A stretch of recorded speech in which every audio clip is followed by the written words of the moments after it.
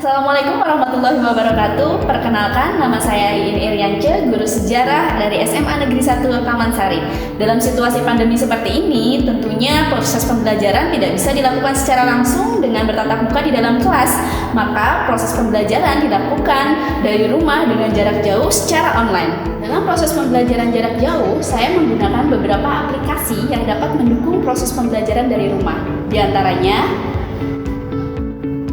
yang pertama, saya menggunakan aplikasi WhatsApp Group agar dapat berkomunikasi dengan siswa. Yang kedua, saya menggunakan aplikasi YouTube di mana seluruh siswa dapat mengakses semua materi dengan cara mendownload video pembelajaran sesuai dengan materi yang dibahas. Yang ketiga, saya menggunakan aplikasi Zoom Meeting melalui video conference agar saya bisa berkomunikasi dan berdiskusi secara langsung dengan siswa terkait materi yang sedang dibahas. Untuk proses penilaian, saya menggunakan aplikasi Quizizz di mana seluruh siswa dapat mengerjakan beberapa soal yang sudah saya buat sebelumnya dalam aplikasi tersebut. Dalam proses pembelajaran kali ini, metode pembelajaran yang digunakan adalah Discovery Learning.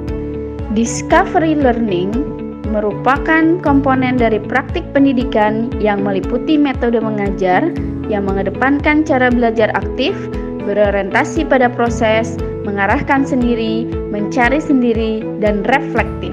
Sintak atau tahapan-tahapan dalam metode Discovery Learning diantaranya: pertama, pemberian rangsangan atau stimulation. Stimulasi pada tahapan ini berfungsi untuk menyediakan kondisi interaksi belajar yang dapat mengembangkan dan membantu siswa untuk melakukan eksplorasi. Kegiatan pembelajaran pada tahapan ini dimulai dengan mengajukan pertanyaan mengenai seputar materi.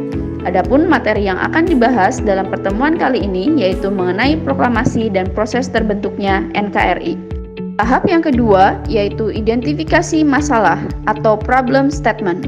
Setelah melakukan stimulasi, langkah selanjutnya adalah memberikan kesempatan kepada siswa untuk mengidentifikasi sebanyak mungkin agenda-agenda masalah yang relevan terkait dengan materi yang akan dibahas, yaitu proklamasi dan proses terbentuknya NKRI.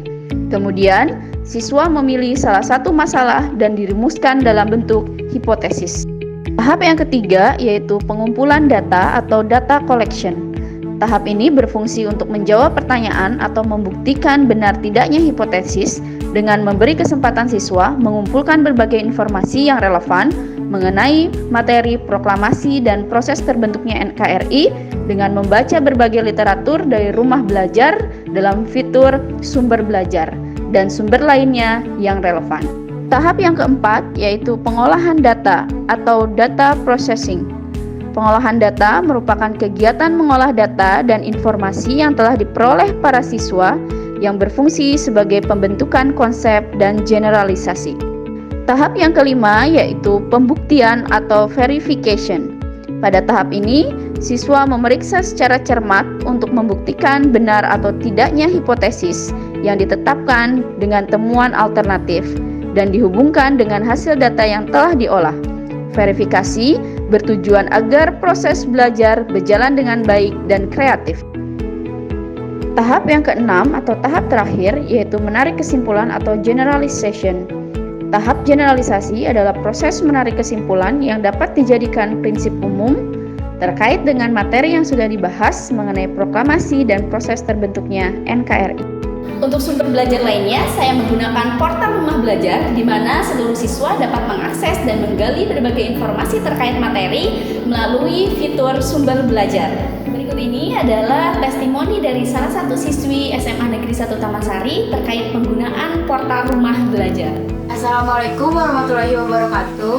Hai sahabat rumah belajar, saya Nadira Wakisa Putri, kelas 11 MIPA 3 dari SMA Negeri 1 Taman Sari, siswi pengguna aplikasi Rumah Belajar. Berkat Rumah Belajar, saya merasa terbantu, terutama di masa pandemi ini. Aplikasi Rumah Belajar sangat menunjang kegiatan belajar mengajar dimanapun, kapanpun, dan bersama siapapun. Bagi saya, dengan hadirnya portal Rumah Belajar sangat memudahkan dan membantu dalam proses pembelajaran dari rumah, terutama dalam situasi pandemi seperti ini. Baik, demikianlah best practice yang saya lakukan selama proses pembelajaran dari rumah. Semoga bermanfaat. Terima kasih. Wassalamualaikum warahmatullahi wabarakatuh.